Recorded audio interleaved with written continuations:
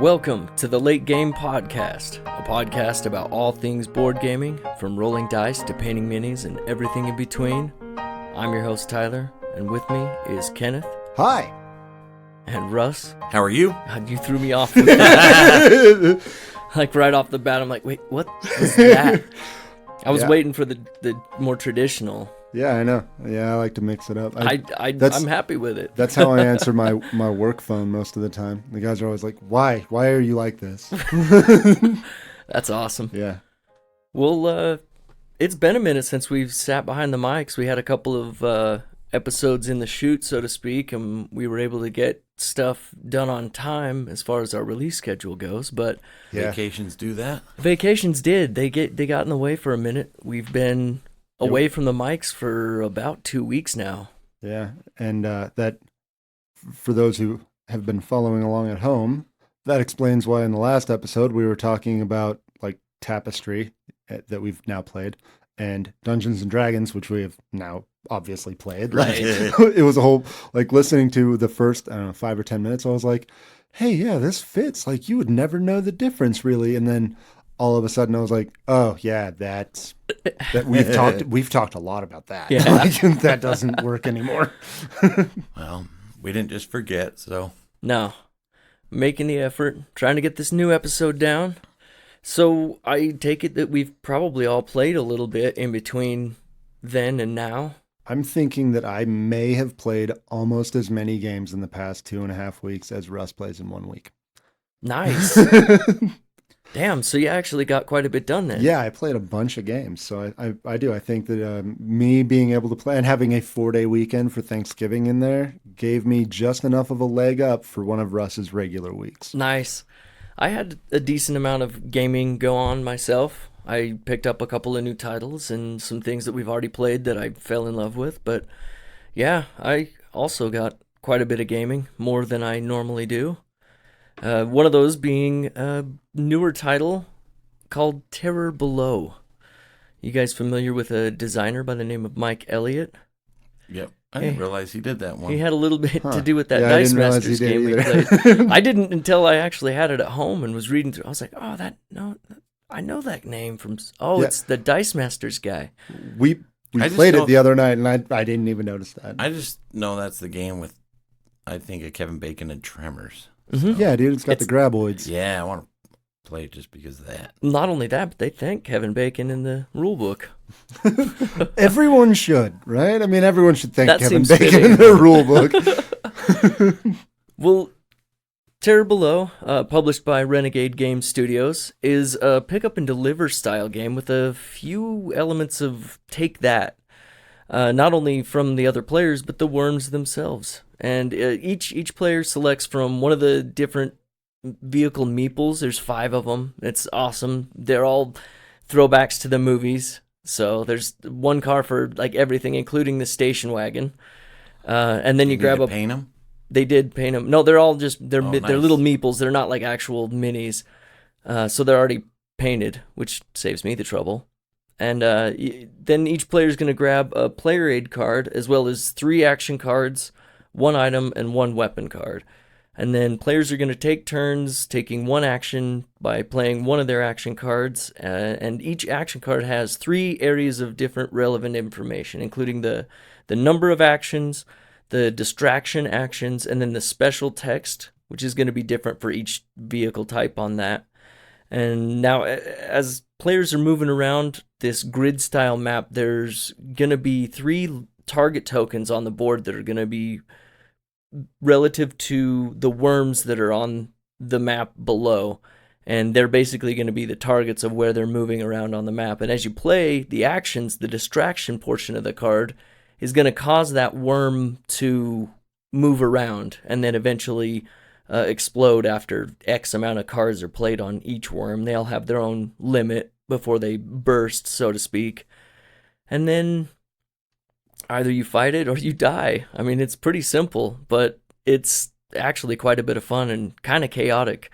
I think, at 2 players, it's not ideal. It's a game, and it's pretty fun. Yeah, I honestly don't know that I would play it again at 2 players. I mean, unless like someone was dead set on it. Hey, we've got to play this. I'd be like, all right, man, I'm not going to ruin your night. We'll play your game. Yeah. It's going to like, I hope that after playing it at two players, you'll be able to see that it would be better with more people. Like I would love to try it. It goes up to 5, right? Yep.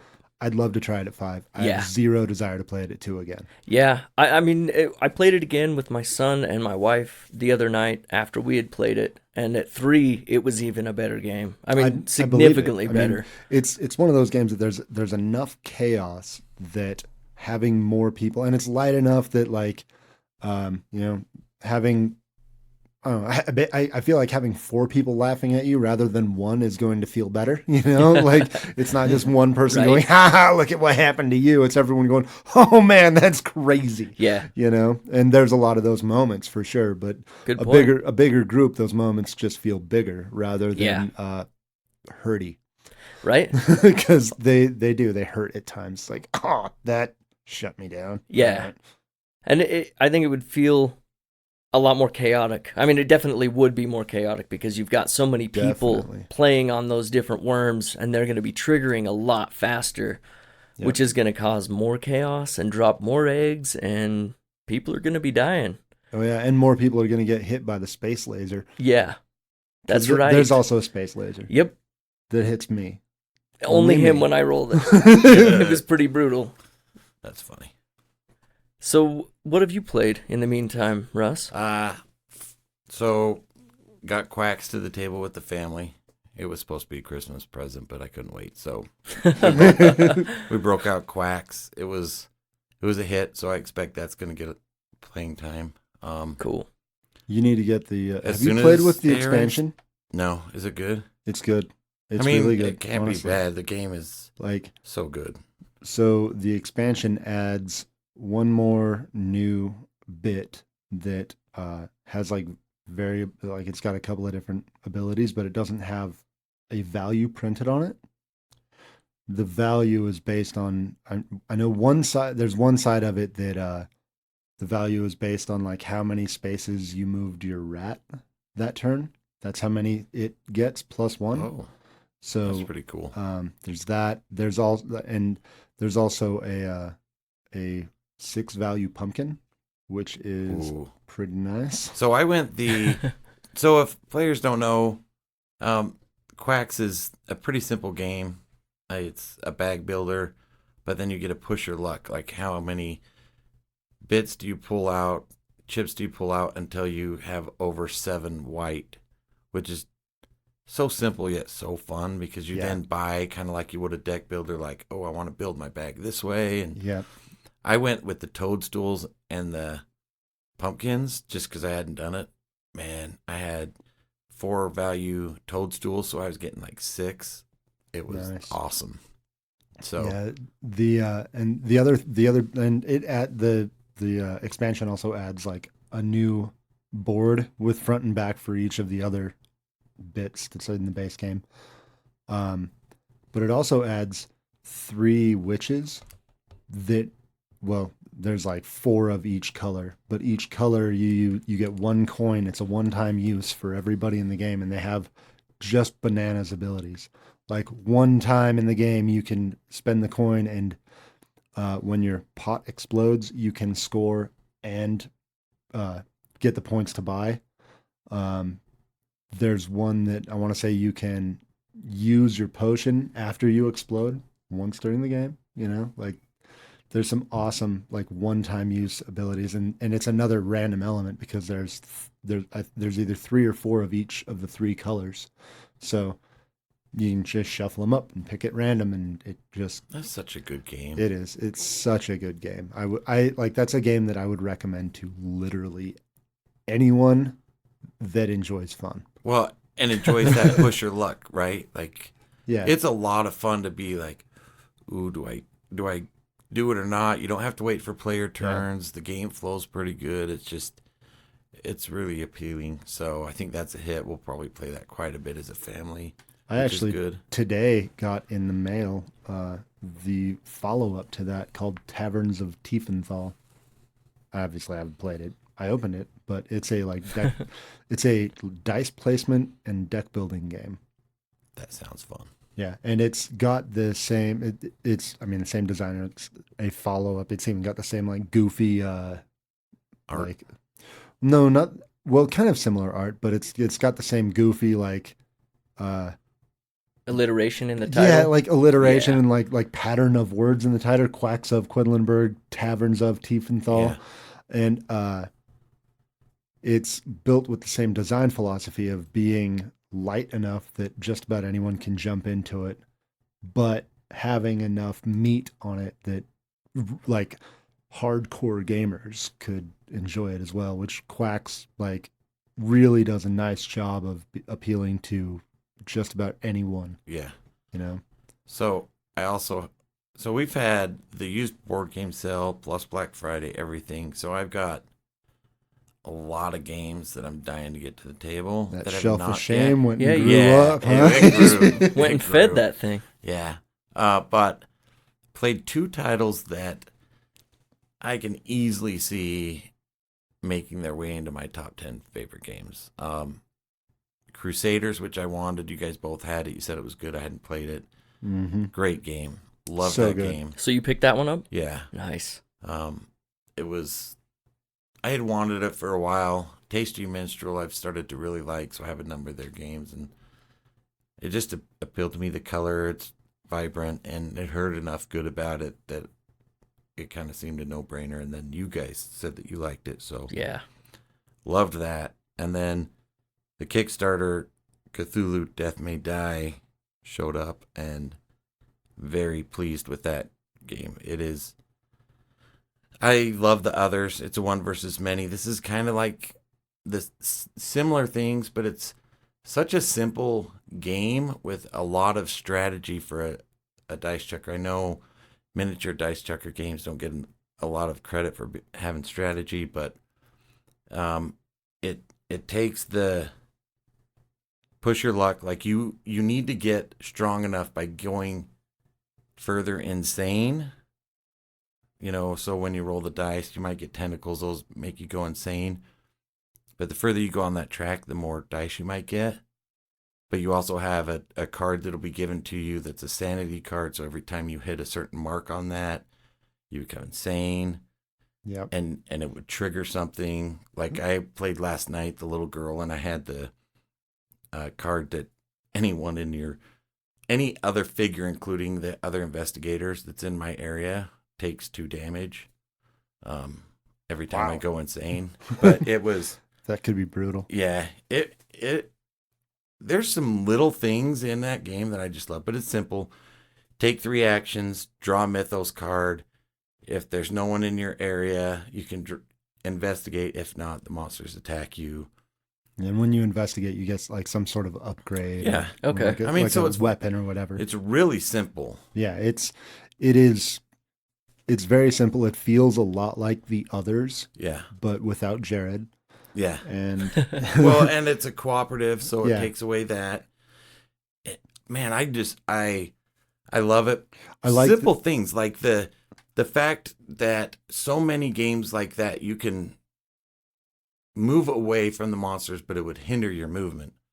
yeah, This one, the monsters follow you. yeah. They So just like go with you end up with this in some games, a horde of monsters following this person. You can't that's- just run away. That was because- a key to our Yeah. our win when we played. Was Russ was it was like, okay, look, dude, you need to take that horde of monsters with you, and yeah, Because I was You're- dead. I you're- was gonna die. you're gonna die, but you'll open up the path for me, Ashley, and Patrick to run up the middle and get this thing done. Yeah. You know, Which and was it worked. I mean, it was an Yeah. absolute clutch play. It had to happen, otherwise we'd have been screwed. It wasn't. It ended because of the different mythos cards and stuff. It didn't end up being quite that simple. right. But without that play and without you sacrificing yourself in the name of getting those monsters away from us, there's no way we'd have won. Yeah. That's awesome. There's absolutely no way we'd have won. Yeah, and so I've played the first episode twice, one with Haster and one with Cthulhu. I really, really like the way that they set that up too. I love So the there's- whole. Yeah, There's all those episodes. Yeah. I mean, there's season 1 has what, like 6 episodes, yeah, and then there's like 5 or 6 lost episodes. episodes, and then there's season 2 that has like 6 episodes. But with each of those, you take the cards and the mythos and the story content from the episode, and you put in all of that same shit from one of the great old ones. So you've got, episode 1 could be played as of right now with Cthulhu, Hastur, Yog-Sothoth, the Black Goat, and Azathoth, I believe. And Dragon. Oh, and Dagon. Maybe Azathoth isn't in there. I think it's Dagon, not Azathoth. Yeah. So but either way, so for each episode, that's 5 great ones. Yeah, there's 5 different ways that you can play each episode, and they alter it a little bit. That's what I was trying to see how much it would alter. Yeah, and then there's almost 20 episodes. Yeah, so it's theoretically, you're talking 100+ plays before you saw all of the different permutations, and that's before you even start talking about the fact that there's 40 characters you can choose from. The replayability is there anyway because it's the way that the mythos cards deck happens and things get shuffled back in. So there's mythos cards in every even with the combinations that you may never see because it's one of those cooperative games that it feels like, okay, we've got it under control. Then a certain mythos card might put fire anywhere because you can't just walk through fire. Fire will follow you. Catch on fire, which is really cool. And I was excited because all the reviews, and I don't usually, as weird as it sounds, don't like to read a lot of reviews if I have a Kickstarter coming because I want my own opinion, but there had been a lot of love for that one. And the simplicity, but the strategy, with the monsters following you, you can't just leave. If you're in a room with a lot of monsters, they're going to attack you every turn. So you have to figure out something. There are some abilities that allow one less monster to follow you or those kind of things. But the more insane you go, the more powerful. You can upgrade your characters. And, our play last night, my little guy wanted to I want to go attack guys. So he just went attack guys. He didn't kill them all. So technically we lost on our second turn. But we were like, no, you're okay. You're just almost dead. Because if someone dies before the great one is on the map, then you die. It is not an easy game. No. We won, not necessarily the Hail Mary, but we had to strategize how it was going to happen. And the wrong mythos card could have really hurt us. Because like I said, if fire gets in the way, and it's kind of like the others. When you win, your character is going to be on the verge of death, or you're going to have to sacrifice some. That's just reality. No one's going to get out of there unscathed and fully healthy and super powerful. It's just not going to happen. So that was a lot of fun. A great, I was very happy with that Kickstarter. So that right after playing Crusaders made for just an absolutely spot on game night. And Ashley loved both games. I was growing increasingly irritated with Simon. Yeah. Leading up to this. I was actually going to mention that. I was going to say, it's good to hear that the game is good based on everything that I'd heard, just more on the shipping side. So I didn't like the things that they did. But my shipping notice was telling me that the game was supposed to come in today, which is Monday. And Russ's came in on Thursday or Friday last week? Yeah. It would have been Friday. It wouldn't have been Thursday because that was Thanksgiving. So it was Wednesday. Was it Wednesday or Friday? Wednesday? Okay, so Russ got it on Wednesday, which pissed me off because, dude, I got on that Kickstarter and I backed the all in under a minute. Yeah. And it was really? You guys are giving the game to all the retail backers a month ago and basically giving all the regular backers like myself who backed a scant $400 or whatever, for the big extra large miniature and all of the content. I got everything. You're giving me the middle finger in favor of essentially giving access to people who did not back your game by way of giving it to the retail backers first. That's a big old middle finger, and it bothered me a lot. And then it was all right, so Russ is getting the game before me. All right, that's cool, you know, and I'm going to get it on Monday right after I have a 4-day weekend. Just awesome. Like everything, it was just pissing me off. Yeah. So we end up going to Russ's house on Friday and we play it. And like, I mean, I said more than once, I was like, well, this is kind of cool. I'll see if I like it, because if I don't, I'm gonna sell this shit. Like, and Yeah. I'm sure, and it's getting good. And I don't think you would have a problem selling that. No. game. Well, no, it's getting good buzz. I've got the giant Cthulhu miniature that not everyone got. You know, I'm content complete. So I was like, Yeah. I'll be able to turn around and flip this if I don't like this game. And we started playing it, and I was like, all right, this is pretty cool. And my wife was like, this is great. I think that like the kids will dig this. It's like, it definitely fits in the same category or like in league with like Zombicide, where it's kind of light and stuff, but at the same time there is more strategizing. There is a deeper co-op to it, and it's also a much better setup, especially if you like setup. That's was awesome. easy. where I have all of the content. Basically, that just means that I can pick an episode box and a Great Old One box out of any of 3 larger boxes.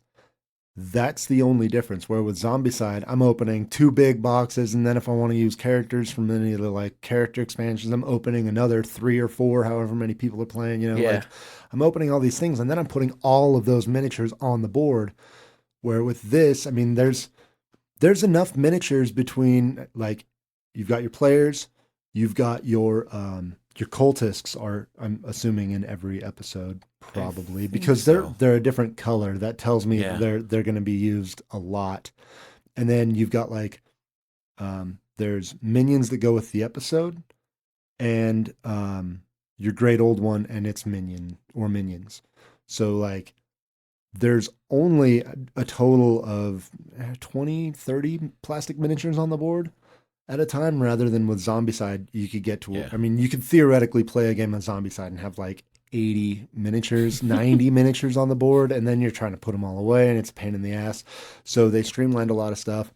I liked it. My wife liked it. And then I was actually shoveling snow at my house on Saturday, and the FedEx or UPS drove up and hopped out with a big box, comes walking up to me, and he's like, "You Kenneth?" And I was like, "Yeah." He's like, "Do you want this over on your porch? You want to take it?" I was like, "Sure, I'll take it." And as he was handing it to me, I saw the side said Simon, and I was like, "Oh shit, it came early." All right. I then Right on. capitalized on that. Not at all. I opened up all my shiny toys and then didn't play with them, but it made me happy that I got it at least. But yeah, That's awesome. it was like, I still say that with some of the choices that Simon made, and also the fact that they released the game wide on Black Friday before a lot of backers got theirs, you know, including myself. I got mine on Saturday. And the way that they gave to retail backers before, like a month before regular backers, Yeah. I still say that Simon can go make sweet, sweet lovin' to themselves. But You're not the only one that put it that way too. yeah, I'm not Maybe not so elegantly in other cases, but at least it's a good game. Like the fact that it's a Right. good game and it's fun helps with a lot of that heartburn. good. But their business practices are going to be in the back of my mind anytime that they launch a Kickstarter from here on out. That makes sense. It's a good. I think there is that benefit of the tightness of setup. Like I want this and Yeah. this, and because I mean that's one thing with others. As much as I love it, because I have everything, it's always like, oh, well, what team do we want? And honestly, I've gotten to the point where we're just choosing one of the boxes of a team instead of like anything you want to do. But Right. it's man, there's. And I know I mentioned it before, but the simplicity of the monsters following you it's just so it adds- nice. It's like oh wait, these aren't just stupid plastic things. They're gonna follow you. It adds a lot more dread than just being like, well, I've got 3 movement points, so I'll use 2 to get away from all Yeah. of these guys. Like, Right. you know, being like, No. okay, So I've got 3 movement points, and apparently so do these guys. Like, so does everybody. But you can the way pull that I them put it, into bad situations. yeah, exactly. You which can is get so them away cool. from other people. I mean, that's what I said with Russ. I was going when we were sort of strategizing Russ's big sacrifice. I was like, dude, either you can try and fight them here, or you and the whole family can go to this other area and just be out of the way so we can work on this other. Let's be clear. When we're talking family, it was Cthulhu, the Star. It wasn't Cthulhu because we needed to defeat Cthulhu, but it was the Star Spawn, like 4 of the cultists, and there was another monster type that Bayaki, or was the it the vampire? the Bayaki and the fire vampires. I think there was. Remember both when of they them. fought me? I lined them up. It was like I just lined them it was all like- up because they attack you one at a time, and I was Yeah. like, let's see how far down the line I can live. And It was like not very. It was far. like 8 or 10 of those It was- miniatures. Like it was brutal, but it was it's a good fun fun. game. It was a really And good it- game and and big s- cinematic moments right. for So sure. for me, it's That's like awesome. okay, this is episode 1. I'm assuming it's going to gradually get harder. And I could have easily lost both games. I'm 1-1. Easily could lose either because you can't even if the old one is on the map, unless you've disrupted the ritual, you can't even fight him. So he just walks around and crushes you in the face. And like in the first episode, if you have to kill a laboratory that the old one is in, like you are stuck in there. You can't even attack him, but you have to get to the lab. So you're just going to get smashed in the face at the end of every round. It's Yeah. like... Yeah, it was rough. So at the other end, and I mean, also, we played. This is a game that we played the night following, or the same night as the last time that we actually recorded. So it's been a while, but I wanted to mention that we did play Western Letdowns. And I did not like it at all. That game is just boring. I mean, it's not bad, but holy crap, that just felt like a constant drag. I don't know if it's because we played with the expansions and then it just opens up so much space that nothing feels significant, or that Was it we the were new playing ones? with. The new expansions? I don't know. I'm honestly, I'm not a huge fan of Western Legends. It's okay. So I like sandbox games if everybody knows what they're doing and they can stream it. Like I love Firefly, but when I play Firefly, I like playing with people that know how to play, so that as someone's looking, because I have 23 decks of cards going on with that game. Right. So as long as everyone knows what they're doing, you can move, look at your deck while the next person's going. So it all overlaps, and it creates this no downtime, which sandbox struggle from, which is kind of the only downside. With Western Legends, it just felt like there was no significant actions. There was no significant choices, and there was so much space that it was like, all right, I'm going to go over here and do my thing, and now I've got it. And it didn't help that we played with, how many people did we play with? Let me click on this thing. Let's see. We played with 6, kind of. Russell played like 1 turn and then had to go and bail his kid out with a flat tire or something. Oh, bummer. And by halfway through the game, I was jealous of Russ. So I wasn't that he wasn't too terribly torn up about getting up and leaving. But yeah, I don't like, that's the first sandbox game I've played. It makes me kind of, I mean, I want to play something else. I want to try something else in that genre, but it makes me wonder if that genre might not be for me because it's so open that it's like I went into it hoping to play Red Dead Redemption, the board game, and no, it's not that. It's just go and get these cattle and take them over here, and then go back for more cattle and take them over here, because then you're getting points and you're on the other side of the board and no one's messing with you. And it's just, it was, I'm fine. Same thing. I don't need to play it again. Same thing can go for mining gold and taking it to the bank. Exactly. I mean, it's just pick whatever you want to do and just keep doing it and hope that earns you enough points by the end of the game. And I came close. I want to say that, I had, in the last turn, I did something that created a conflict between me and Zach. And if I would have succeeded, I would have won the game. And since I didn't succeed in the rolls, Zach won the game. And it was just, at the end of it, it was like, all right, I'm just glad this is over. It's a terraforming Mars for me. Like, I'm not going to be the one to want to play those, but if people want to, okay, and I'll survive. I think that I would probably just leave. That game takes way too long for how boring it is.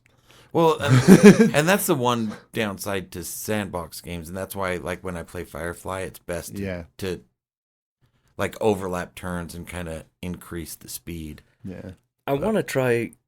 What is it, Zaya Legends of a Drift System? Yeah, but it's impossible to find, being out of print. it's okay. Like, You've played that one as well? Yeah, I've played it a couple times. How similar is it to Western Legends?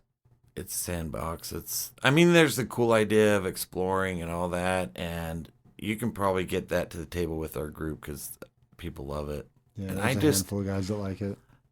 Like, I like the concept of those games, but the one thing is the downtime in sandbox games, and if you're okay with the downtime, it's not a problem, and it's a different type of game. Like, I enjoy it. I like the exploration and that kind of stuff, and like, I'm okay with those games, but the only one I have on my shelf is Firefly, and I don't know if everybody considers that sandbox. It's more pickup and delivery. Yeah, type of that's stuff, what I've but heard it referenced as more than anything. Yeah, I don't see one of those hitting my shelves unless there's something really good. I think about it has to that I be like. the theme that really It would have holds to. Dude, for and see, the those thing is, games. like, I like Westerns. Like I said, I was Yeah. hoping to be sitting down and playing Red Dead Redemption, the board game. Yeah. And that's because I loved Red Dead Redemption. You know, like, that's a solid, awesome video game. I like, not necessarily like the old spaghetti Westerns, but like the more gritty Westerns. And like Deadwood is one of my all-time favorite shows. Like, I like Westerns. I man. was down with that You theme. have got to and watch that Undead game Wood. was not good, So in my opinion. it just feels like a little off. Not in a terrible way. Like, I'm okay playing it. I've played it a few times. It feels like but watching paint dry.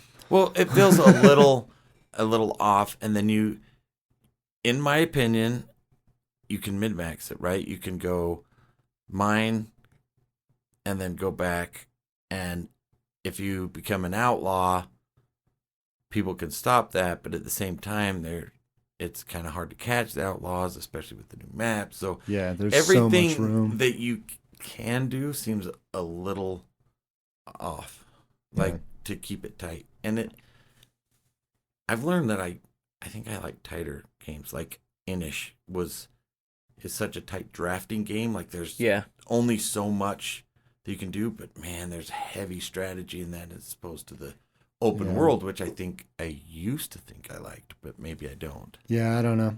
I'd try another. I would want to open try world. it again where I'd everybody knows exactly what's going on to see if you can minimize the downtime. Yeah, I just have, like, the problem is that even the things that you do, like, it doesn't matter how fast you do them, everything still felt inconsequential. Right. So it was like, it doesn't matter what it's taking forever to do something, and then it doesn't matter. Yeah. Also, and that's not, there's no saving that for me. See, and I'd rather play a game. I'd rather Though play it's a game, cooperative, any other game. Yeah. So I know it's a cooperative, but something like we were talking about Cthulhu, or even the others, where you, not necessarily sandboxy, but kind of in a way, but you have dice battles and everything seems like it matters. Yeah. No, I'd be down to try another sandbox game, but it would have to be something different to maybe kind of give me a better idea of what's going on. Anyways, enough about that game that I didn't like. I also played the new Marvel Champions LCG with my wife, and that game is as it is in the box, it's got tons of potential. It will definitely blossom with the expansions where you can get more into customizing your deck and really tuning your hero for your play style and stuff. But I really, really like the idea, and there is a ton of content in the base box where you've got 5 different heroes, and the way that you construct your deck is you take your hero deck and then you pick an aspect, and there's leadership, aggression,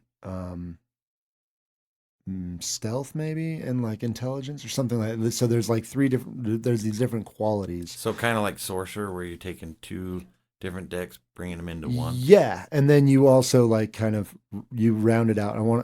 If I remember correctly, your deck has to be anywhere from like 40 to 50 cards, so that there's a specific fixed number. So there's also some like neutral cards that you can add in and to round out your deck.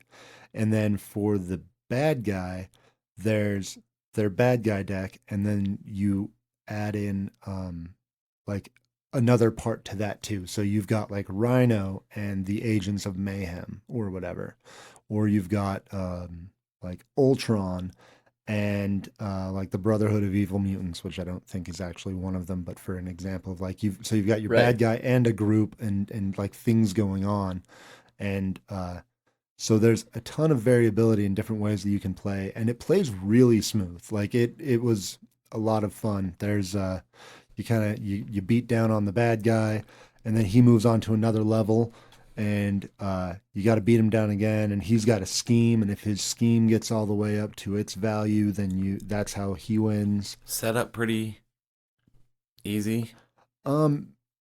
Yes, but if you want to customize your deck, that takes some time. Yeah. As it stands now, that's not a ton of time, because the one shortfall that I would say is that there's not a lot of options for deck building. As the game gets bigger, there will be more of that. I'm not sure what about that game doesn't appeal to me. I honestly don't know. From playing, I mean, I've seen the most compared to it is probably the Arkham Horror card game, and the big differences are with Arkham Horror, you're much more limited as to how you can build your deck, where with this one, it's just the hero, the aspect, and a handful of neutral cards. Where with Arkham Horror, it's like, here's your cards, here's like the few choices that you can make, and then you got to unlock them and you progress, and there's an overarching story. Where with this, it's more of like, it's like an issue of a comic book rather than a graphic novel. Like even throughout the whole box, like if you wanted to make it a story, you've got to come up with it on your own. Your guy isn't going to level up and progress and become better from game to game.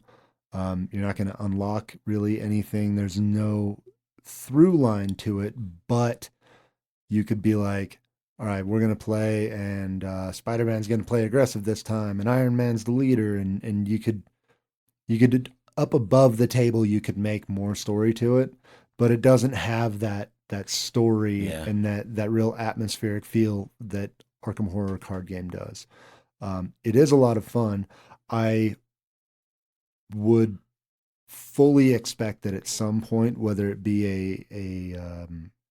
a fan-made variant or that they come out with some sort of expansion, in a year or two, once the game is kind of found whatever its groove is, I fully expect that at some point they will add a PvP element, because it would totally work, and that would be a really fun way to expand, like especially once you've got a year or two worth of content where they're planning on putting something out every month, to expand that into boom, now you can do twice as much with it.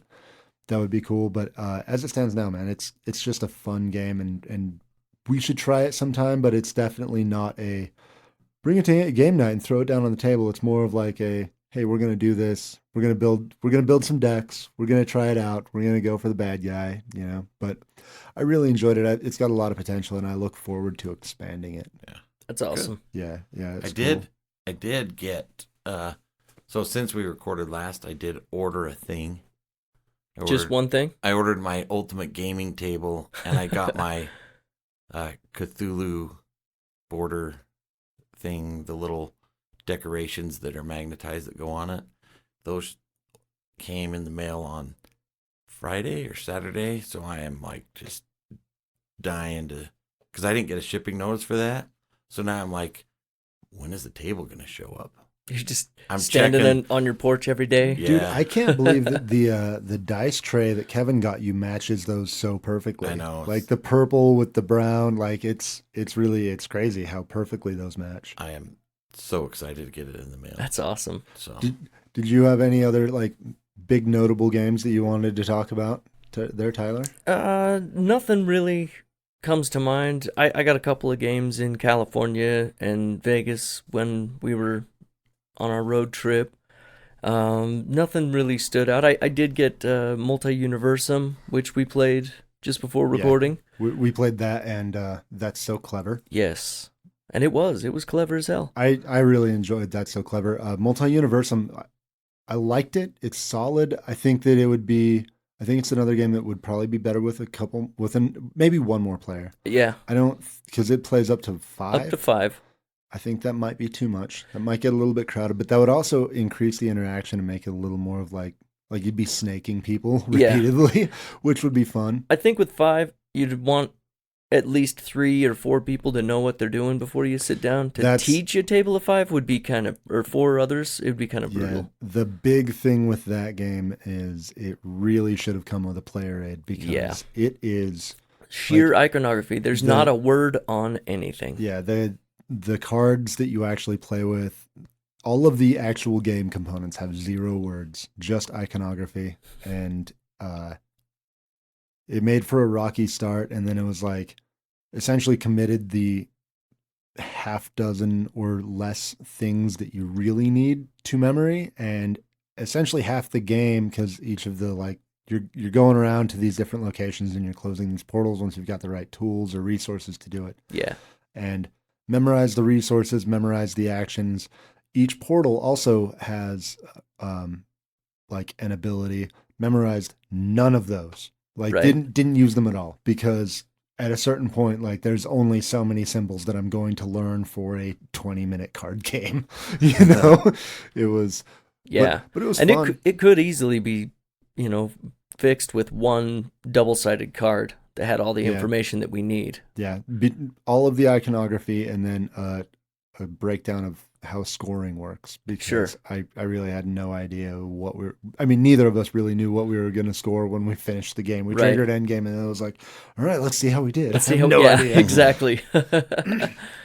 Yeah, it was pretty fun though. I like the artwork on the portal cards more than anything. Yeah, those portals, some of those are really, really cool.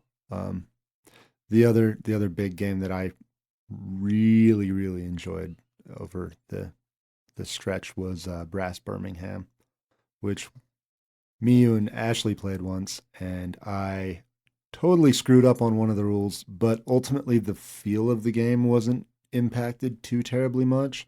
The flow was. And it was a significant rule.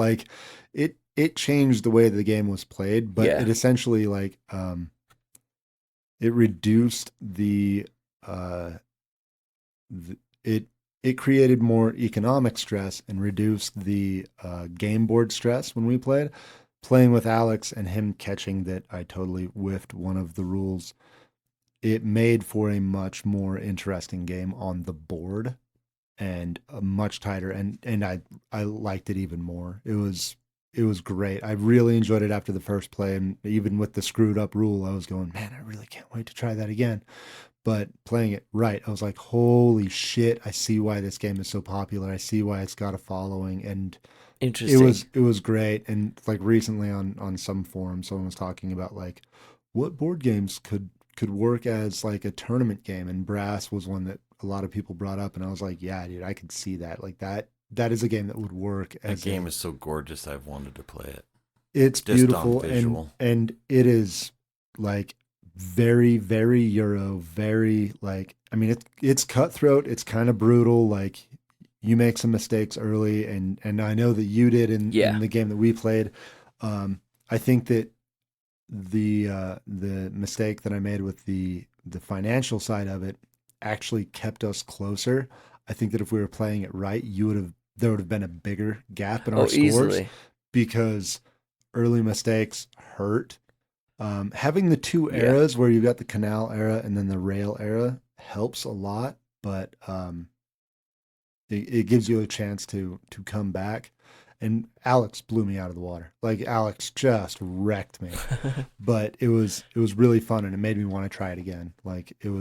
It's really, really cool. I really enjoyed it. That first play, once it clicked for me, I kind of wished I could have hit the reset button and started over, because I wanted to play and see what the potential for me as a player was through the whole game. Right. Because that first half, I made mistake after mistake on the first 3 or 4 turns and didn't realize it until that 4th and 5th turn that, that was a shit move and that was a shit move and I better do something different. And I always feel like it's good in the first play to kind of roll with the punches, as frustrated as I get sometimes.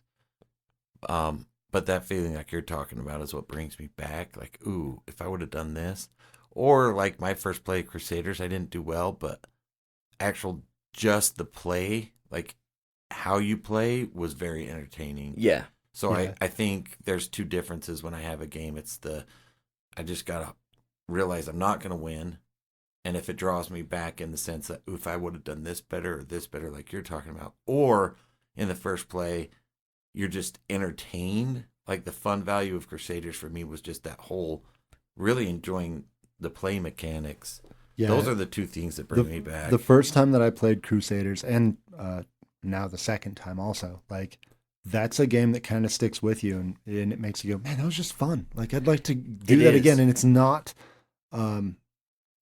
like for me personally, it's not like I'm sitting there going, oh man, I wish I'd have done this differently, or I want to try this strategy or anything like that. It's like, I just want to do it again. Like, I just want to get in there again. That's a great way to put it. And then the heheavier games like and Brass, I'm assuming is like the with Brass, it's like I kind of can't stop thinking about it. I'm like going, okay, I want to play it again. I want to figure it out more. I know that I'm just scratching the surface. Like it is not an easy game. It is not a light game. It is very, Euro thinky, math puzzle, tight economy, and like it can be viciously cutthroat. Playing it too, it felt tight, but it didn't feel. I feel like you could be a lot more vicious playing with more people. As weird as that sounds, where you've got like the different areas of conflict, but it's rad. I really enjoyed it. And then the other type of game that kind of sticks with you is something like the Cthulhu Death May Die, where it's like, I want to get back in there. I want to get more of that world, that overall experience, and more of it, that cinematic feel to it. Yeah, those are all 3 games that stick with you, in my opinion. We'll probably talk about this in a future episode, but like New Year's resolutions for next year, I've decided I want to play more of what I have. Like I have a lot of new games I've played this year between all of us and what we all buy. And I really want to play more of what I have. My wife would probably like that too, because I'm not buying more. But like I'd love to get Crusaders to the table 20, 30 times as opposed to once or twice. Yeah, Crusaders, like that's a type of game that could it's just a little bit longer than hitting that sweet spot that something like Quacks or Gates of Delirium hits, where it's like there's people on the way. We've got probably a half hour, 45 minutes. Let's throw down on a quick game. Crusaders is just a little bit longer than that. I mean, if you know that you've got like an hour before someone gets there, Crusaders would be a great one to throw in. Yeah, but. I'd even say 45 minutes and they can wait for 15. Yeah, that'd be fine too. But yeah, I like it that much. It's a good enough game that I could see it getting thrown into like a weekly or like a couple times a month rotation for that like next level up from a filler game, while you're waiting, while maybe the whole posse isn't there, or if you've got like only a couple of people over and you're trying to play a lot of games rather than like, let's do this one big epic thing. Like, let's get 5 games to the table. Crusaders should be one of them. I really like those nights that we do on Friday where we're playing games that everybody knows and we bust through them instead of 1 or 2 brand new games, which is especially kind of when it's Western Legends. Yeah. So what are we talking about today?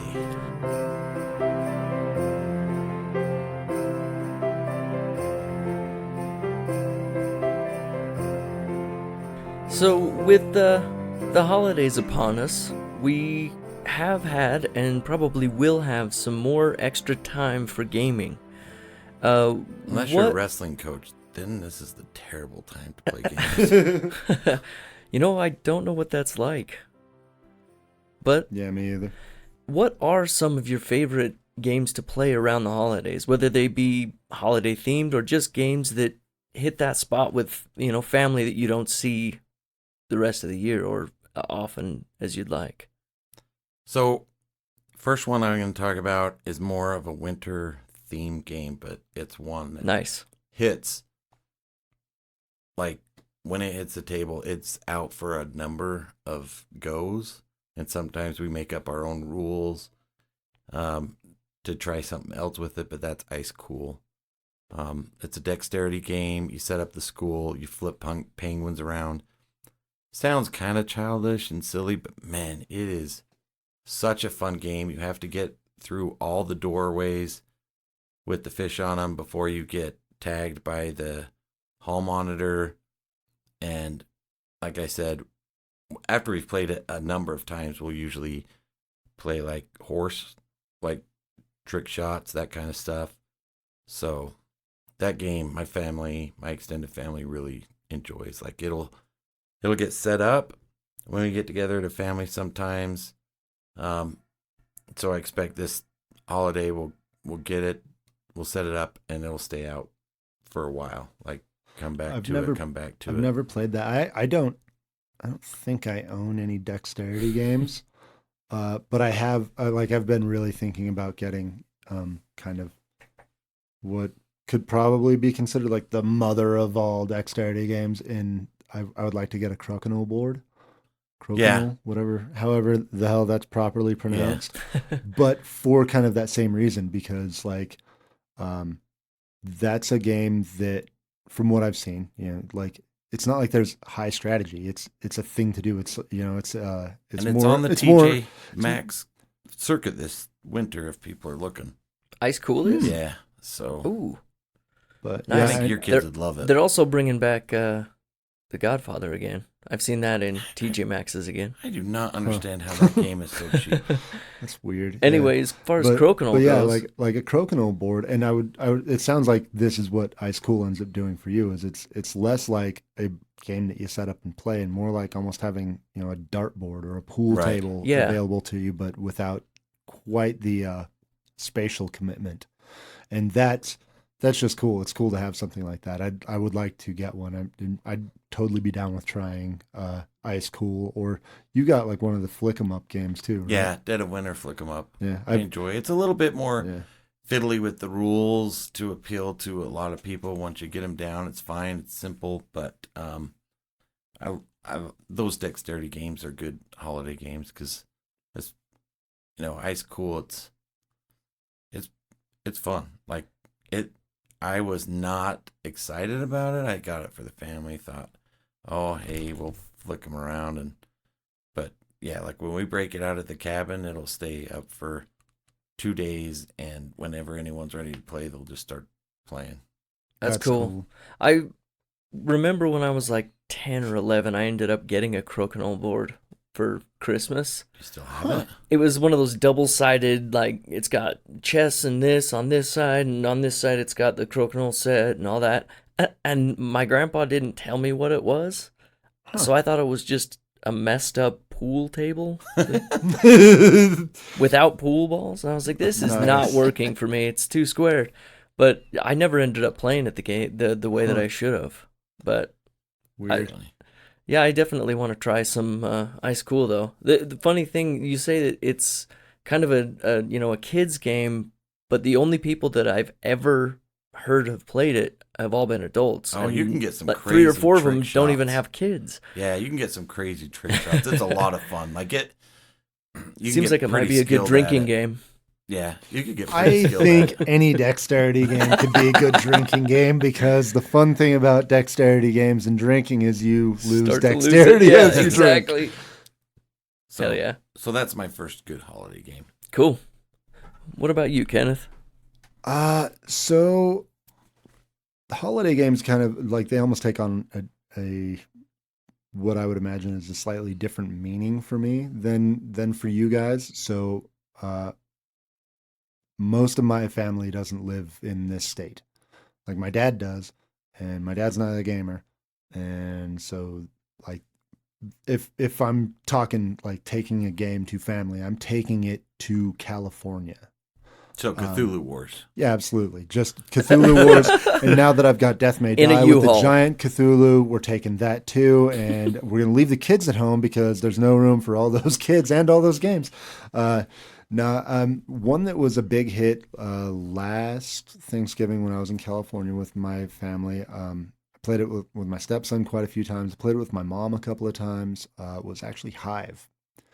And that's just super portable. I've brought it up to, so my wife does have like her grandmother lives here and a couple of her sisters, and Christmas is always spent up at her grandma's house, and I've brought Hive up there, and it's, I can drop Hive Pocket in my pocket and I can pull it out, and as long as there's a flat surface, we can play, if we want to sit down at a table, we're good. We want to sit on the floor, we're good. Whatever, if we wanted to sit outside in the snow, we'd want to brush it away so we don't lose track of the pieces, and we can play it there. The game's such a great game. The game's like indestructible, but it being super portable and like, it's not too gamery, Yeah. and it's a lot easier to sell to someone who maybe isn't a gamer, that when they go, "What's this?" and you go, "It's chess with bugs and no board." Like, don't think of it. Definitely don't think Monopoly when you look at this. Think chess, and I'll show you. We'll go through it, and it doesn't take too long. We can play a few games, and once you grasp it, then we can like go kind of harder at each other and get really strategic with it. Yeah. And it's definitely a solid game that appeals to the non-gamers in the family.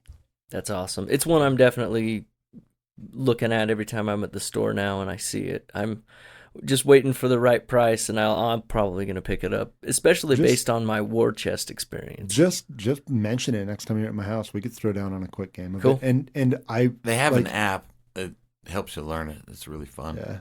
I wouldn't mind, War Chest is one that would probably fit that same bill, but with the goofy board and the box being a little bit awkward, I'm not sure. Like that would be a good one if those people were at my house. Yeah. I would be It's not as portable. Yeah, I could actually see that's a game that I could kind of see even my dad, who is very much not a gamer. Like I don't see me getting my dad to play Hive, but I could see me getting my dad to play War Chess, because it's more of like just the strategic mind, and it's a battle, it's not like a strategic mind, and these are bugs and they're colorful, neat, right? Like and a minor choking hazard.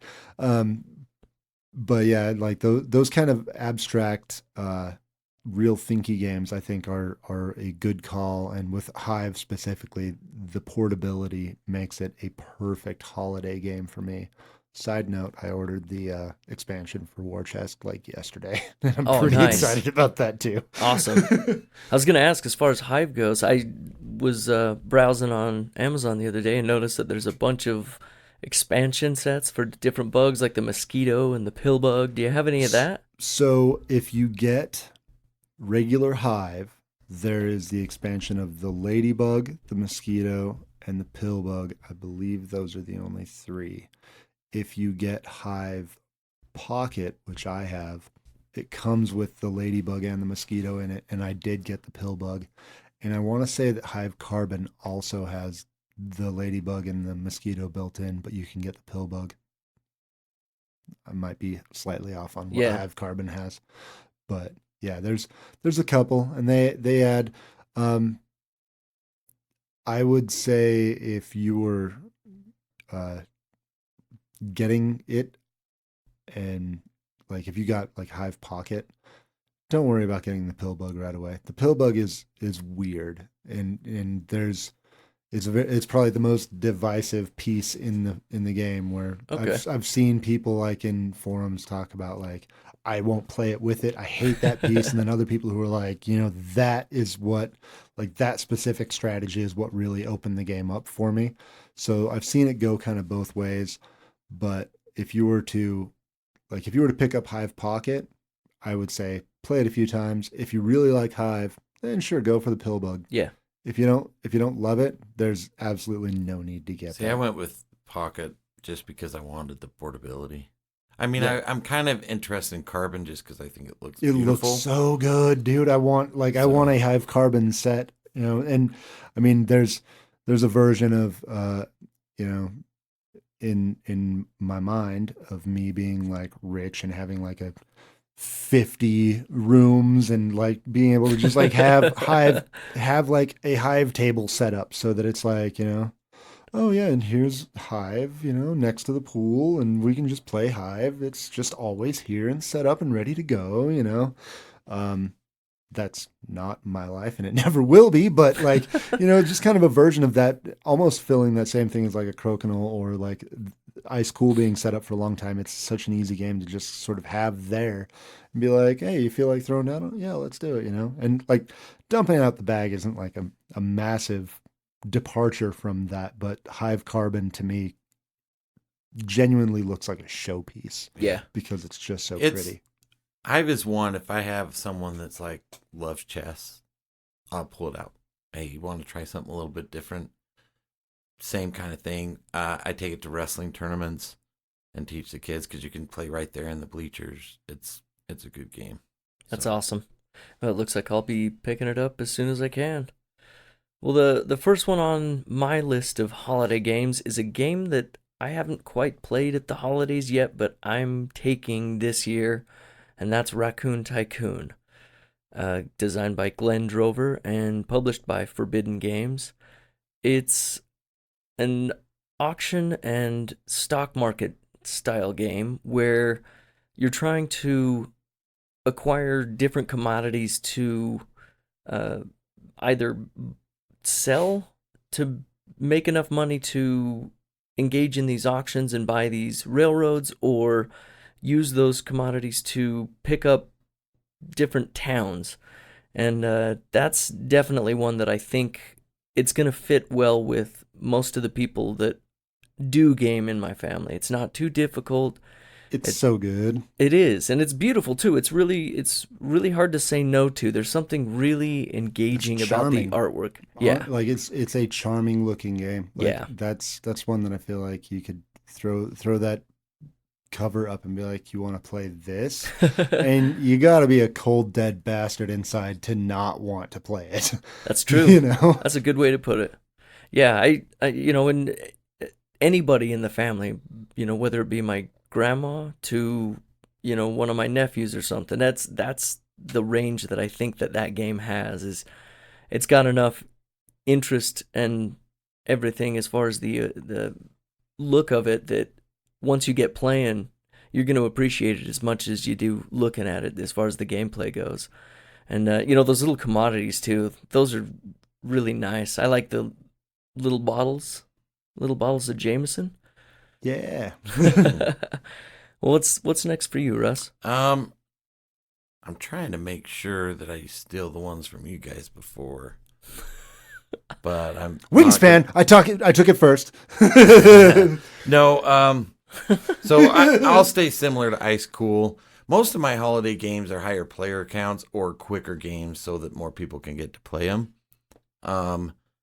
And for me, this Drop It is one that anytime it hits a table, anybody can play it. It Yeah. looks really simple. You're just dropping in little plastic pieces, but then you get it looks like Connect 4 but weird. but then you get playing, you're like, oh man, there's quite a bit of strategy here. And I have friends that'll get playing and then they get not major AP, but they're like, ooh, what do I do? Where do I? So it's it's a quick play, so you can get turnovers, you can have a tournament. It's pretty fun. That's a good family weight game that also appeals to those that like strategy. Yeah, So- definitely. I could see that one being a big hit, especially like if you got kids that want to be a part of whatever you're doing. That's a game that my 4-year-old niece couldn't strategize on, but she Right. could drop the pieces, and Yeah. I mean, being able to do that, there's a possibility that she could definitely impact the game. She could even Yeah. possibly win it just out of dumb luck. I'm terrible at the game. So I've only ever played it once, and I mean, it's not something that I'm like dying to get, but I can definitely see where it would fit the holiday gaming Yeah. bill. With that in mind, as far as, your niece saying that she could throw a wrench in the mix as far as the play goes, I feel like that's how Terror Below was for us in the 3 players with my son. Because he wasn't really focused on a strategy, but everything that he was doing was making a big difference in the game. So it added to a lot of the fun. Right. So, but what's up next for you, Kenneth? The next one for me is definitely a game that we've already talked a bit about. That is a go-to when I have less gamery visitors at my house, and that is Quacks of Quedlinburg. Nice. Figured one of you would talk about it. It's easy enough to explain. My whole family knows it well enough now that it's, we can jump right into it and kind of tell, as we're going without like hesitation. We know the game well enough. Does the expansion add players? Yeah, 1. It goes up to 5. What would, other than a pot or a board, what would stop it from being like a 6, 7 player? The number of white tokens available. Right, but I mean, if they add them, it wouldn't be a problem, right? Right. I mean, if you, like, I don't think there's any reason you couldn't just, like, mash two copies together. Yeah. I just, playing it, it's like, just add more players so it could not be a party game, but kind of like. Yeah, having the 5th player is really nice, especially where, whether it's me and Ashley and like one of the kids has a couple of friends over, or all 3 of the kids with me and Ashley, or whatever. Like it's nice having that 5th player option for sure. And it's a good fun game. It gets silly, it gets a little bit stressful, and it's the kind of thing that such a fun stress. And it's that gamer stress that I look for, but it's anyone can get it. Like and you can be so inexperienced with games where we're like brass. If you don't know what's going on, the stress is more in why is this happening? Like, what is this? Like, why am I doing this type of stress? It's not in the, oh, I need to make this move and I don't quite have this. And maybe 2 turns from now, I can really pull this off if I try that. But the stress of going, do I draw out another token? I am at 5 of the white ones out there, and I know that my 3 value one is in there somewhere, and that could just stop me dead in my tracks. Yeah. And it could end my turn. And that's the kind of stress that everyone can get into and relate to and have fun with. And it's just it's a solid game, especially for kids. Kids are a little more open to it. One of the things I think that plays to that strength for kids is the fact that it's all simultaneous. There's no waiting around for somebody else to take their turn, because I think that's the biggest problem that my son has at 8 right now. He's impatient as hell. He doesn't want to wait for anybody else's turn, and he'll go run off and play, and I have to call him back to the table, and he wonders why it takes 2 hours to play a 45-minute game. That was it's because I'm fishing. Guy last night with Micah. Get done, and he's like, I really like it. And I'm like, What? You weren't even here. Yeah, we got done, and he's like, "Hey, can we play Chronicles of Crime tomorrow?" And I'm like, "Dude, that game is 3 times longer than the one that we just played." But yeah, I agree. I think that's an awesome game. It's one of those that it's simple enough with. I think it might be one of the simplest push your luck mechanics in a game. It's even easier than picking up the dice, and as far as that goes, it's just the understanding of the implications of it all.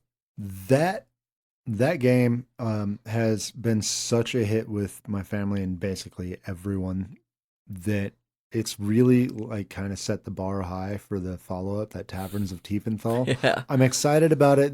Where there's a couple of things going on. I expect that it can't be as good, can it? I mean, like, right? It can't. Let's lower that bar before we play, so we don't. I'm mentally like telling myself, don't think that this is going to be the sequel that makes the first one obsolete. This is hopefully going to be anywhere near as good, is still a great game. Yeah. But I I'm hoping that it hits that mark of being simple but deep enough that it could be added into that category of like, you know, my like niece and nephew come over and they're younger but they can handle it, or like if my sister-in-law wants to play, you know, that sort of thing, because being able to play something that feels satisfying as a gamer with non-gamers and not just abuse them, you know, like I could bring out brass, you know, like I could help someone limp through that, but yeah. that's not a game, you know. I mean, even something as random as like Champions of Midgard with a real non-gamer, that gets hard. It does. You know, but Quacks is so nice where anyone can get it. The other thing I like minutes. about Quacks though is it takes the mechanic of kind of bag builder, engine builder, deck builder, and makes it so small that non-gamers can kind of, if I buy pumpkins and toadstools, then they benefit each other. So it kind of teaches that mechanic as well as, you know, play, but then that can connect to other games. It's like, oh, if I randomly just buy all this stuff, it's not going to work. But if I buy this and this, or I go the route of buying this and this, then it helps. And I think that's what I love about playing it. Right. Yeah. So that's Wolfgang Warsch, right? Yep. So the other one that we played, what was it? That's So Clever? That's him as well? Yep. Okay. Well, the reason I'm asking is because the next one on my holiday list is a designer that has that really strange reach on, you know, so many different areas, just like Wolfgang does. And that's Vlada Chvátil. And the game that I picked is... No, boo. You can't steal it from me. Codenames. The reason that I picked Codenames is because it's something that every single person in my family, the same way that Quacks is, it's so approachable. There's just, I mean, you sit down at the table, even if you watch it for 5 minutes from, you know, the sideline, you know exactly what all the rules are within 2 or 3 calls of words.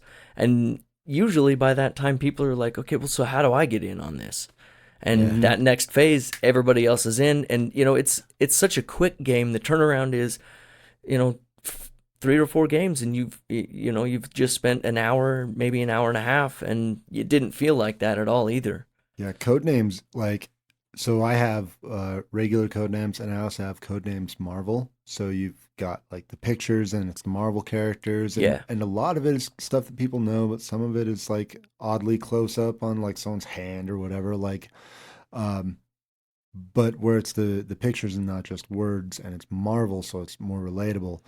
That's a awesome game with kids. The kids love it. And then like the words, the regular code names is great with adults. Yeah. Especially if you get a couple of beverages in there.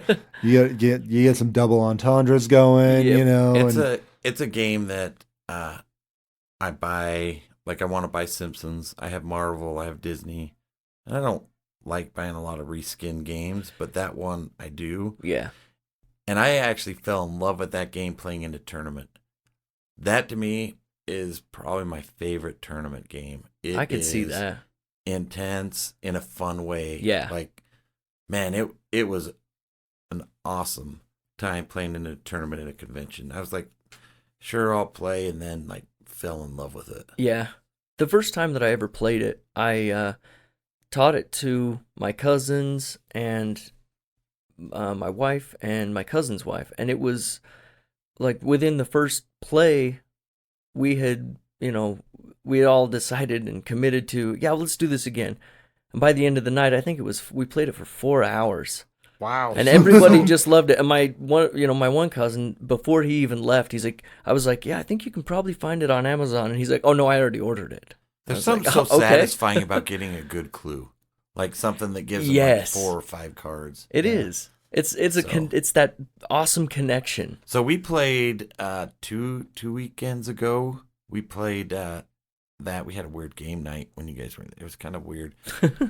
We played a bunch of these type of games. We played Marvel and Disney mixed, so it was I was half going to ask Marvel if and you've half ever Disney. mashed up the different. At first, you were like, ones. "Oh, this will be easy." No, it was quite a bit different. It was I bet. it was a lot of fun, but it was like, all right, that's a different thing. Yeah, and don't they have a Harry Potter one now? Yeah, Yeah. that one's a little different because if I remember right, it's 2-player. Huh. But yeah, I really want Simpsons. Yeah. Just because I saw the pictures, like, oh, that would be fun. That's awesome. That's a great holiday game. So thanks for stealing that, Tyler. You're welcome. Well, why don't we just let you say your next one? All right, Is so- it Codenames? Get a steel back. No, God, I have so Take one of many. his. I have so many that I do, but a lot of my family likes word games. My mom, my sister-in-law. So one that I've really enjoyed is Wordzee. I don't know if a lot of people know it, but so you have these cards with letters on them, and it'll be the consonants, and then you fill in vowels. You try to make as many words as you can with them. I It's think those are pretty just simple. called flashcards.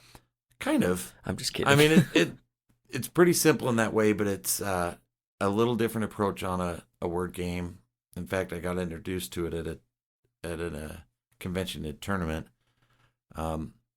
Really enjoy it. Just a little bit different. I mean, because you're trying to fill in the letters that are missing, so it causes your brain to work a little different.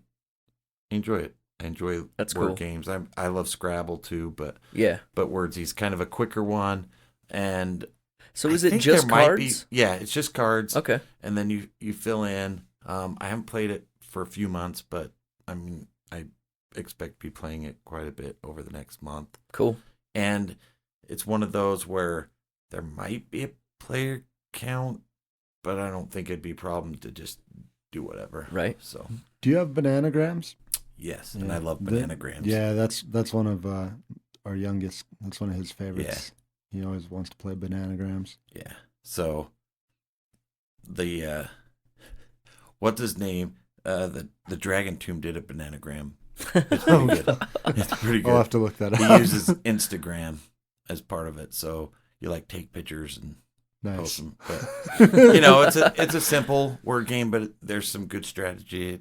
It's a thinker, but again, you don't have to be a gamer to really enjoy those kind of games. Right. Yeah. So That's cool. Well, what's up next for you, Kenneth? It's actually like a hybrid. It's one that I have not yet played, but I own. And it's a hybrid of a word game and a social deduction game. I really, really think that Werewords would be a great holiday type of game. You can Yeah. have large player count, and then it's you've got like your werewolf and then like a seer and you can so there's an app that will handle a lot of the like management, so you don't have to have like that extra person who is like managing the game or whatever and like making sure that people aren't cheating or whatever. Like the app does that, and then you can also get like word sets for different categories or groups or whatever. You can get like kids words, you can get like colors if you wanted to go like that simple, depending on who you're playing with, or you can get like Marvel words or whatever. I mean, there's a ton of different word lists that you can get, so you Right. can really play to the group. So it's like, you could go to the holiday party and get like all the nieces and nephews and play with like Nickelodeon words. And then when they go to bed and you get a couple of shots of whiskey in you can be like, all right, now it's porn words or swear words or whatever, like, and it's where it's not just the social deduction, where it's a word game also. I feel like it opens up both of those, and I would imagine that they complement each other really well Yeah. in that way. I've yet to play it, but it's something that I want to play. for It sure. seems more approachable for a non-gamer. Yeah, exactly. Cool. Well, the next one on my list of games that I love during the holidays is Scythe. designed by Jamie Stegmaier and published by Stonemaier Trying to Games. run people out of the building? Absolutely not. The reason that one's on my list, and I actually kind of wondered about that, is last Christmas I was able to actually play that quite a few times with my wife, and it's something that I just love the experience of. Even at 2 players, it's quite a bit of fun, and it's always left a good taste in my mouth. I can't so give that game as much grief as I used to because I enjoyed our it's fair. Because you realized it's actually good. Yeah. And because you become a Stegmaier fanboy. Yeah. What does Mr. Lang think of that? Oh, I have not parted ways with No, Lang he's either. He's become a fanboy of Stegmaier, but Stegmaier's distinctly number 2 at best. Okay. Well, they're both so different, right? You have anyway. Scythe. Yeah, Scythe. It's an. I was just about to say that it's an area control game, but we already got in an argument about that once before. It's but worker placement, right? it's worker placement, area control. It's the only thing it's not as deck building. If I were to categorize it as something that appeals to me about that game, it's more the tableau, like where you have. I guess you don't develop the tableau, but you have that, and you work on your. I think tableau. developing is a good word for it. Maybe not building because Right. you're removing more than you're building, but it is. But I like that. It's an where I adjusting. have it right here, and I get to do Yeah. this. There's a board, and that adds quite a bit to it. But I like Yeah, you're focused on your player board and how that affects things around you and what you're able to do. Yeah, not only that, but it's one of the first big games that I got really really into, and the couple that I started playing all this stuff with, they played quite a bit with us last season as well. So it just has that nostalgic feel for me. So what's next for you? All right, Well, I don't know what you guys are going to say, so I'm going to stick with this one. This is a higher player count. I just recently got it on Kickstarter. It's available in stores from Grandpa Beck's Cover Your Kingdoms. Cover Your Assets cool. was very popular in my family, even before I got heavy into games. So I have family on my side and my wife's side that owned those card games. They love card games. So Cover Your Assets is a pretty simplistic game where you set, collect, and then you cover your sets. The bottom set can never be taken, so you usually put some wilds, some gold on the bottom. They've kind of fixed that problem with Cover Your Kingdom because you have 2 piles, and it's really hard to protect. The last one can never be stolen, and then they have some other cards that manipulate. So I will say this: it's a great game, great set collection game, but make sure people are in a good mood because that is a ruthless game. Like I've had games where I've ended literally with 3 cards. That's not a good thing. So you literally, as it's kind of a ramp up, you get about halfway through, and then the strategy kicks in of how am I going to get that stack that has 100 points by the end of the game. Yeah. So some people don't like that kind of thing. I love it. We get a little vocal and argue out of jest when we play that as a family, but it's a lot of fun. Like if you're not in a good mood, probably not the best family game, but if you're willing to argue and have fun with it, it's awesome. So That's cool. and lots of funny puns all over that game. That's good. And it's like in the $20 range, 20, 30. Yeah, it I doesn't look just got it off expensive. of Amazon for, I want to say it was 21 shipped. Yeah. And So yeah, I look forward to playing that. That's cool. Well, how about you, Kenneth? What's next up for you? Kind of going with like one that my kids really enjoy, and it's one that I just don't have a. You get the right group of people together, and I've found that even non-gamers at least get kind of curious about it and stuff, and want to check it out, and especially once you start showing it to them. Cthulhu Wars. Oh, my kids all love it, and their friends will play it, and they get super excited, and it's... Well, not the normal person can play that with a big group. Not all of us can have like 9 factions, 11 factions. Silence, playing. peasant.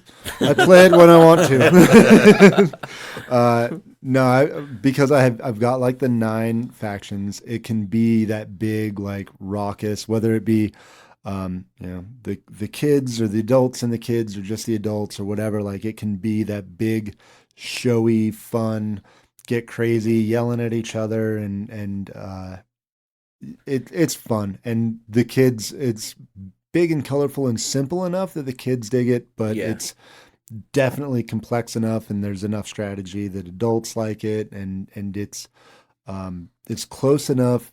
You can sell it as kind of like Risk, but and then essentially just unfold it from there. Basically just try and play to whatever you think the person listening to you is going to bite on. Like it's kind of like Risk, but instead of cubes, it's big fancy monsters. Ooh, I like big fancy monsters. And instead of that, it's more strategic, and you have unique powers, and there's it's a bigger, larger experience, and whatever. I mean, there's a bunch of different ways that you can look at. There's a cap on the time, because at some point people are going to hit the 30 doom points and trigger end game, so you're not going to be rolling one die at another person for 3 hours straight. All of that, like you can play to whatever is going to work for the person you're talking to, and Cthulhu Wars is just such a hit at my house that that's one that I could definitely see if we have any sort of holiday party at my place. I could see that one hitting the table. Yeah. And one of the things that I really like about it is the variable boards, the fact that you have so many different options in, player numbers. That's something that I wish more games would kind of incorporate. Games that can incorporate it. I think that it would be a benefit for those types to, maximize on the maps and add to it, and yeah, for sure, amplify that way. I'm not gonna lie, I'm completely jealous, especially because now I have Glorantha. I want to play that thing all the time, but because of the 4-player game is all I have, I don't have the expansions yet because they're not easy to get. Yeah, it never hits my table. It's very sad. So that Black Friday thing, is that this weekend? No, all I saw was free shipping. Like I didn't see any great deals on it. I want to say there was free shipping from Peterson Games and 10% off, but I clicked around a couple of things. This Black Friday, I wasn't in a hurry to buy a bunch of games. Like honestly, I at a certain point, I don't know if I'm just buying games to buy them. Like I'm getting a lot more intentional about my buying. You've got them all. Not I feel that. all of them, but I feel that. Yeah, I've been getting more intentional. So where a lot of our friends were going, oh, there's a big Black Friday sale over here. I was like, I'll skip it. I don't need to. I don't need to go there for that. And the closest I actually got to getting something that was specifically a Black Friday sale was Alien Artifacts bundle on like Miniature Market. There was like $60 worth of Alien Artifacts for $18 or something like that. And I was ready to buy that thinking that it was Alien Frontiers. I had the names of the games mixed up, and I was like, hey, I really like that. I've mixed up too. I really like that game, man. I should get that. And then I text Alex. I was like, hey, was it Alien Artifacts that we played where you like kind of beat me, but I had fun with it and you weren't sure how I felt about it? He was like, that's Alien Frontiers. And I was like, cool, then I'm out. I don't need to get that. Yeah. The one thing I wish I had some more money for was Mind Clashes sale right now. They've got some good stuff going. Yeah, I didn't even click on that one because I've already got enough that my wife is like, Yeah, I did. So, I did do the Black Friday just promo sets on Chip Theory games.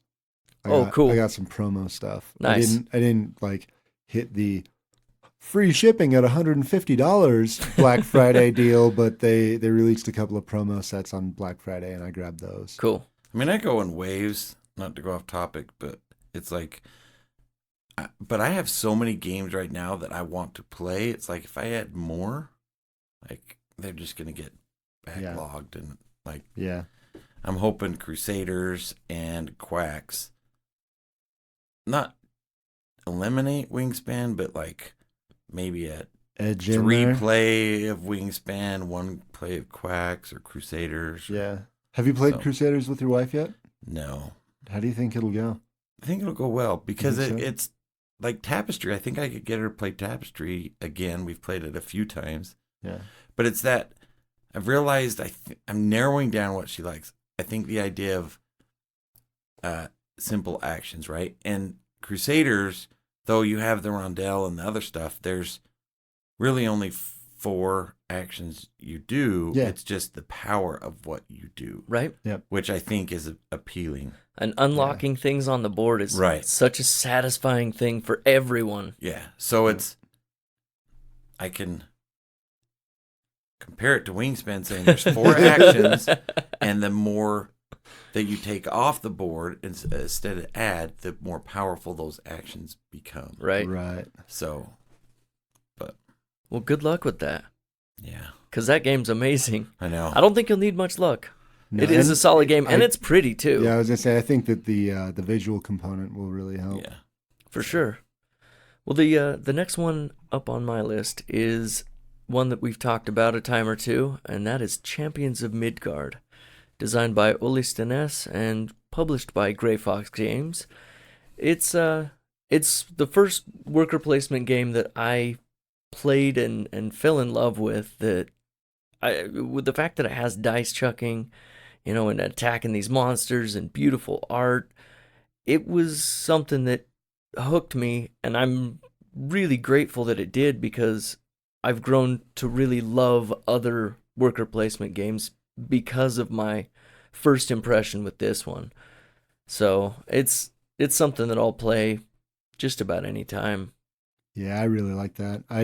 I've got Reavers of Midgard that I've yet to play. Oh, I man, need I to. want to I try need that to one. like dedicate some time to reading that rule book and actually like get that one on the table, because I love Champions and I'm sure that I'll love Reavers. And that one looks gorgeous too. It's got even more color than Yeah, than it Champions. really does. It's a beautiful game for sure. I'm hoping that it's. I mean, if it's anywhere near as fun as Champions, it's a solid game. Yeah. So, Yeah.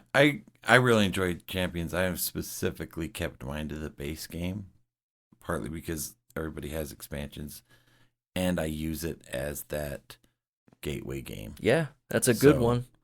Not that I may pick up expansions down the road, but it's tougher to teach, even though they might be simple or necessary expansions. The more you add expansions, the tougher it gets to teach people games. Yeah, for sure. just more to remember. That's for sure. So for me, I'm going to have to do some honorable mentions, but I'll do that after you guys in case I still. But for me, a simple game that gets a lot of play and is great during the holidays, and I'm hoping this holiday to actually play it with real money, is Camel Up.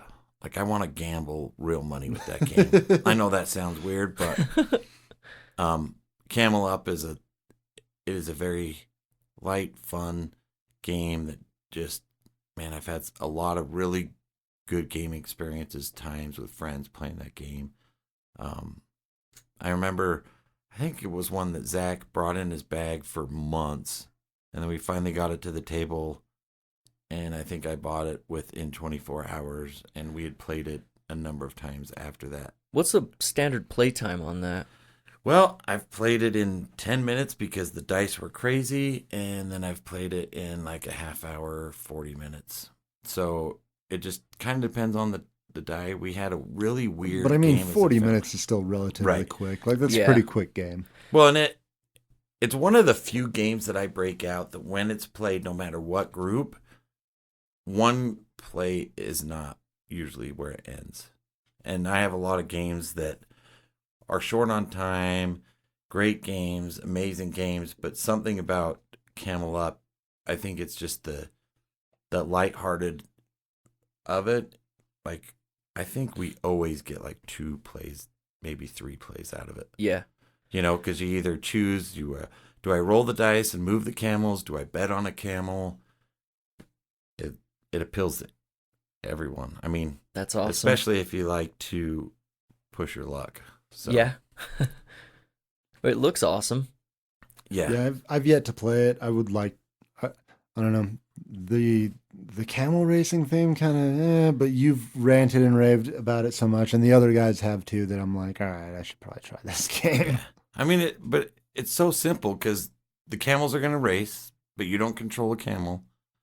On your turn, you bet who's going to win that leg by taking a card, or you roll the dice.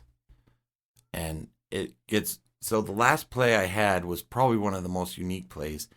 There was a camel, I forget which color, like red, that was 1 or 2 spaces away.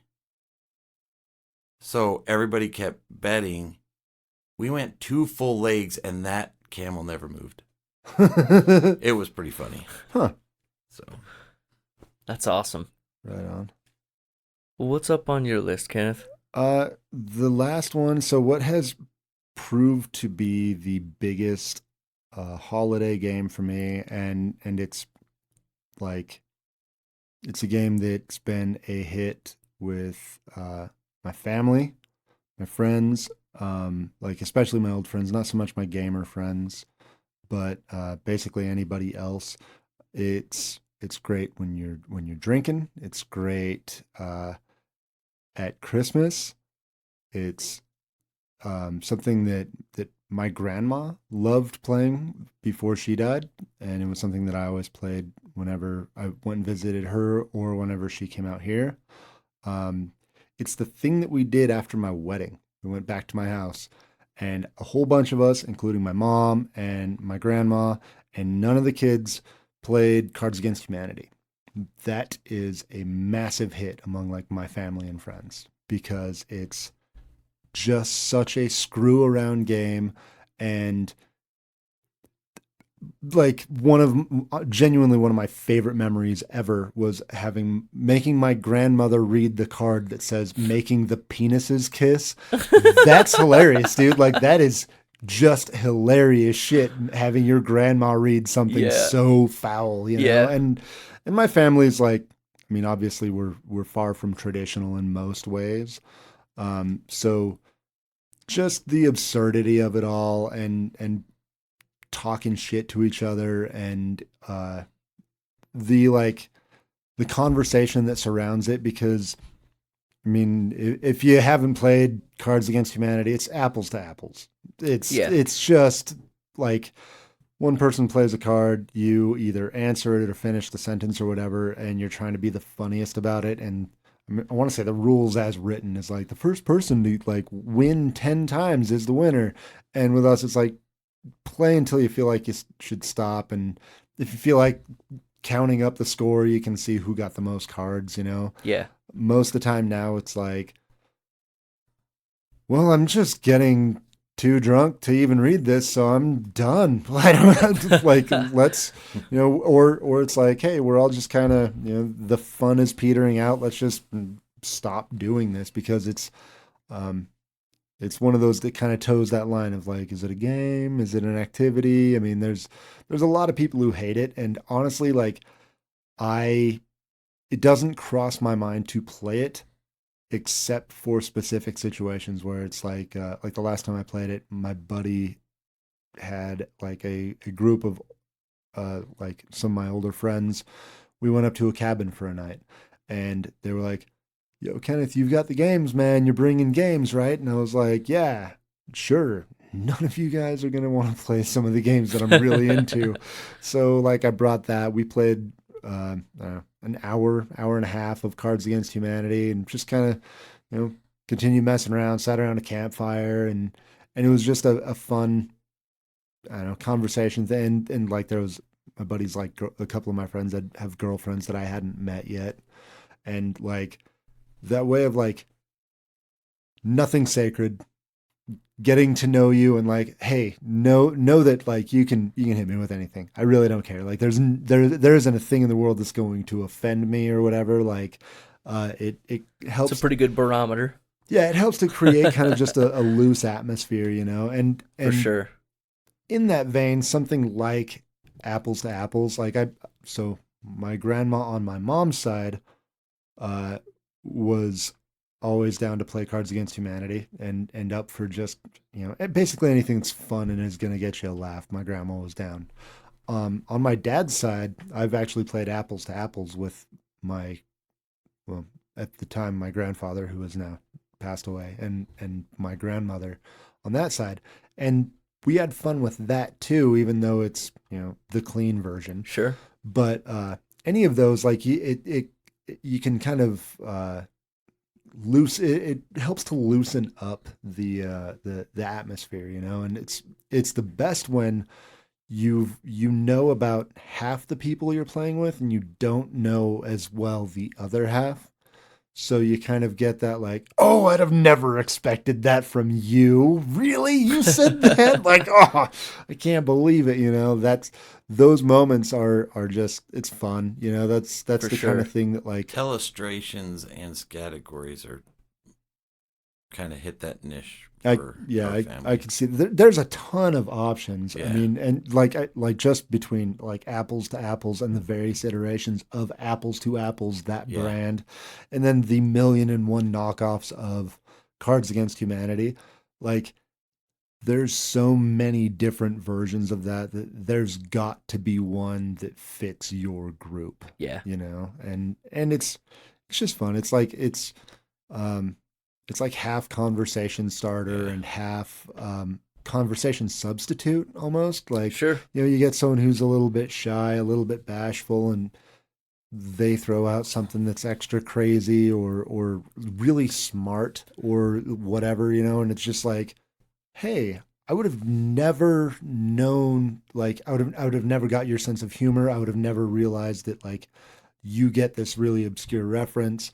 It can be an icebreaker somewhat. Yeah, because you don't really talk that much, and I didn't know you. It's far from the best game, and it's something that it's very rare that I want to play it. But like when my family's in town, or if I go to California, I bring Cards Against Humanity. Cool. Because that's the thing. And like Ashley's got like her friend that lives in Vegas. Whenever she's out here, she always wants to play Cards Against Humanity. Like there's certain people that it's like there's certain groups of people that I know that always want to play it, and it's like, all right, do we have a couple of new people that we've got in here? It's like, all right, do we got if we're in California, I've got like my sister's friends will come over and play with us, and that's always fun. Or like if we go to Vegas, my wife's friends, her little group, and it's like different people, and it's just a good time. Have you guys played Balderdash? No. It's along the same vein. It's been a long time since I've played. It's a ton of fun. A lot of those games get played in my side of the family. Yeah, that's one of the first ones that kind of left that mark for me in our family is Balderdash. It's basically you're given, a clue card and you pick one of the different things, and then everybody else is supposed to guess what the real thing is. And sometimes you can guess the right thing, and basically you're just trying to make up a believable answer, but it usually just devolves into fart and poop jokes, which is what they're really supposed to be. Yeah. And there's a way to score it and stuff too, but like with Cards Against Humanity, the game itself is that moment is the game. And I don't even know how Telestrations actually scores. We just always play it.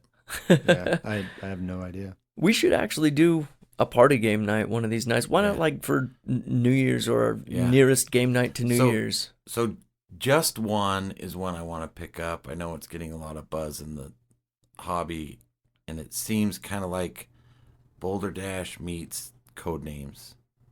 So it's kind of that idea of where everybody writes a word and it relates to one thing, and you have to figure out what that thing is. Nice. Okay. So, yeah, I'm in for that. I want to try Decrypto. That's one that's supposed to be kind of like Codenames. I haven't played out. I'd like to try Decrypto, though. Heck yeah. Well, the last one on my list is something that we mentioned in this episode, and that's Chronicles of Crime, designed by David Kirkuel. I think I screwed it up the first time that we did the episode with it, but published by Lucky Duck Games. The reason that I like this one so much is because it's one of the games that I've had my family reach for, and the first 2 times that we played it, it wasn't that, hey, Nate, come back to the table, dude. All right, 5 minutes later, come back to the table. It's your turn. It was one of those that he was engaged in enough, and I think that the way that they executed that, they did a really good job. There's no turns, Exactly. which is awesome. It's not like, oh, what are you going to do on your turn? Right. The free flow really lent to the engagement of, with my son and his attention span, or lack thereof. It really helped with that, and it made it funner for me as a gamer. And the VR doesn't hurt, because that's the one thing that he keeps coming back and saying, Dad, let's do the VR thing. And he'll sit and look at clues even after we've already completed stuff, just to go through the room again, which, if he's interested in gaming whatsoever, then that's a win. Yeah. So yeah, that's one I've never played. The exit games were kind of on there for me, same kind of thing, like not a specific player count. I think they might have player counts on it, but kind of everybody trying to solve a mystery. I think all of those really appeal to the holidays. Like, oh, we're getting together, let's do this. We can't afford $50 a person to go to an escape room. Let's buy this $15 game. See, and I thinking about that, I go, man, with a group of, you'd need a group that's willing to sit there and do the thing. But I feel like Awkward Guests would be a really good one, because that one plays up to like 8 or something like that. That's a good game. Yeah, and like the way that the deck system works, like that could just be a really good Well, time. I'm just telling, like, everybody grew up and has at least played Clue once, right? I'm not in the minority thinking that everybody in the world has played Clue probably once. Yeah, I would be inclined to believe that. So then to appeal to those non-gamers, like Clue for adults is just a little bit harder. I think that kind of gets there. Yeah. So, but Chronicles is a good one, because I don't drink, but I think if you're hanging out and drinking and just it's talking, simple enough. you can be involved and like really enjoy it, and not. I really like how there's not a set structure of turns. So someone that doesn't play games has to sit there and say, okay, now what do I do? Because I find when I'm teaching people games, that's what they struggle with, is like, wait, I do more than roll dice and move my guy on my turn. And in Chronicles, it's just like, hey, there's QR codes, and we just solve a mystery. We solve this crime. Like, there's no structure, there's no nothing. It's just, how good are we at solving a crime? Yeah. Get into the mindset of your character and just be that guy. Yeah. And I think you guys need to work on a like a fan-made alternate version of it that incorporates a bit of dexterity, so it can be Crokinole of Crime. Just because for whatever reason my brain keeps saying that over and over. So that's appropriate. Yeah. So some other ones that I could not not talk about. The runners up. Well, so I love teaching styles.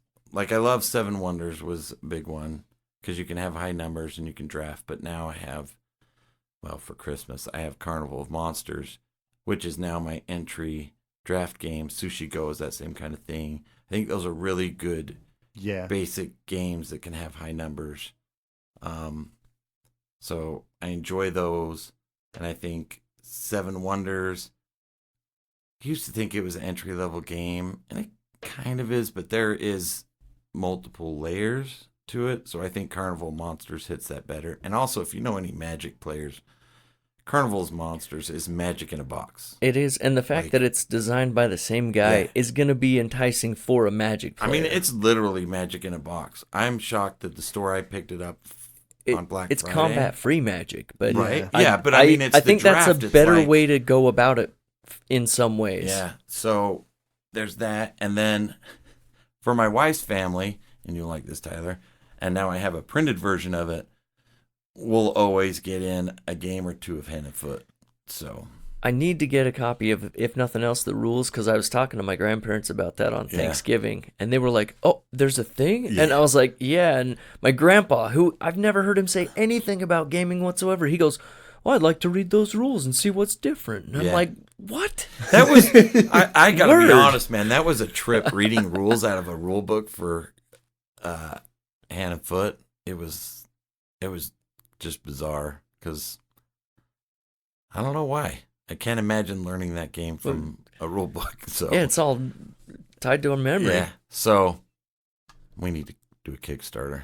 A couple of quick like runners up that I would like to mention. One is The Mind, because again, that kind of rides that line of, is it a game? Is it an activity? It's a unique experience. It's a gametivity.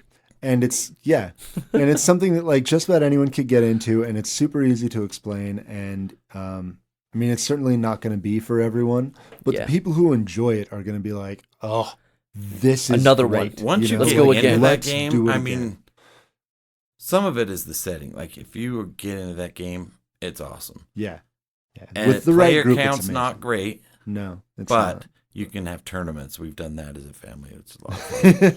Yeah. Another one that as of right now, and it could just be kind of a hot take, is Super Yahtzee.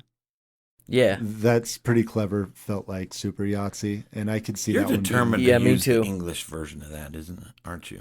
What?